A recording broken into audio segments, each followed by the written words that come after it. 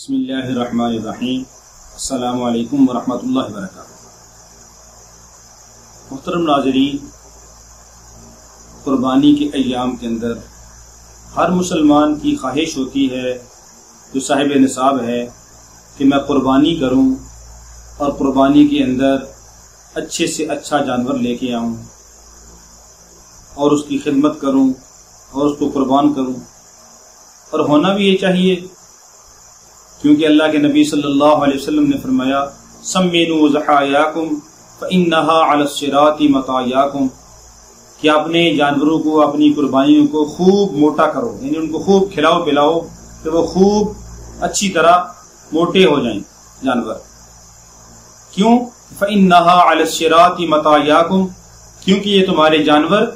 یہ قیامت کے دن تمہارے لیے سواری کا کام دیں گے پل صراط کے اوپر،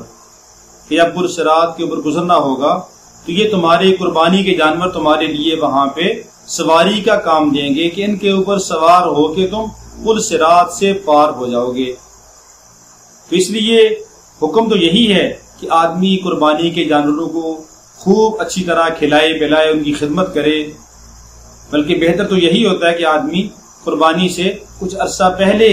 قربانی کا جانور لے کے آئے، ان کو اپنے ساتھ مانوس کرے، ان کو کھلائے پلائے، تاکہ جب ذبح کرنے کا دن آئے تو انسان جب اس کے اوپر چھری چلائے، ذبح کرے، تو اس کے دل کے اوپر بھی ضرب لگے اور دل کے اندر بھی اس کو تھوڑا سا صدمہ ہو کہ جس جانور کو میں نے کھلایا پلایا، آج میں اس جانور کو قربان کر رہا ہوں اور یہ قربانی اللہ کے لیے کر رہا ہوں، تو پھر یہ انسان خوش دلی سے قربانی کرے گا۔ اور اسی لیے حکم ہے کہ قربانیاں خوش دلی سے کیا کرو، تیبو بہا، کہ ان کو خوش دلی سے قربانیاں کرو،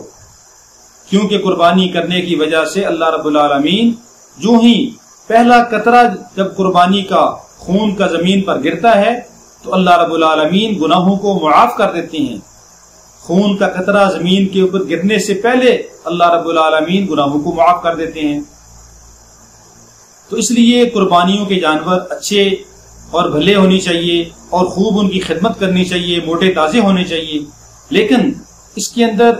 اصل بات تو یہ ہے کہ ہم اس کے اندر نیت اللہ کی رضا کی کریں۔ اگر ہم نے اچھا جانور لیا، موٹا جانور لیا اور اس جانور کو خوب پالا پوسا، اس کی خدمت کی، لیکن نیت یہ ہے کہ لوگ کہیں کہ جی فلاں ملک صاحب نے، فلاں چودھری صاحب نے، فلاں راجہ صاحب نے، فلاں مولوی صاحب نے بڑا اچھا جانور لیا ہے اور بہت موٹا تازہ جانور ہے اور اس کا 5 من 6 من 8 من اس کا گوشت نکلا ہے۔ لوگ یہ کہیں، اگر لوگوں کے دکھانے کے لیے، لوگوں کی واہ واہ کے لیے اگر قربانی کی اور اتنا بڑا جانور لیا، صرف لوگوں کے دکھانے کے لیے، لوگوں کی واہ واہ کے لیے کہ لوگ کیا کہیں گے، لوگ اس کو اچھا سمجھیں، اگر لوگوں کے لیے کیا تو اس قربانی کا اللہ کی ہاں کوئی اجر نہیں ملے گا، کیونکہ اللہ رب العالمین صرف اسی عمل کو قبول کرتے ہیں جو خالص اللہ کی رضا کے لیے ہو۔ ان اللہ لا ينظر الى صورکم واموالکم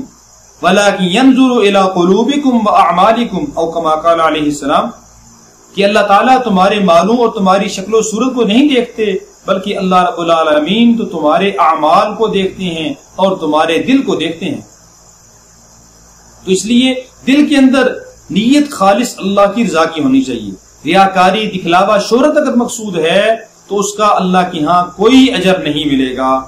اس لیے آج کل عموماً ایک ٹرینڈ چل پڑا ہے کہ قربانی کا اچھا جانور لائے اور اس کی تصویریں بنا کے، سیلفیاں بنا کے ہم فیس بک کے اوپر، سوشل میڈیا کے اوپر شیئر کر دیتے ہیں، اور کہ فلاں صاحب نے اتنا بڑا جانور لیا ہے، اتنا مہنگا جانور لیا ہے، اتنے لاکھ کا جانور لیا ہے، اور اسٹیٹس لگا دیتے ہیں اور اس طرح شیئر کرتے ہیں کہ جیسے میں نے ہی یہ کام کیا ہے، کسی اور نے یہ کام نہیں کیا۔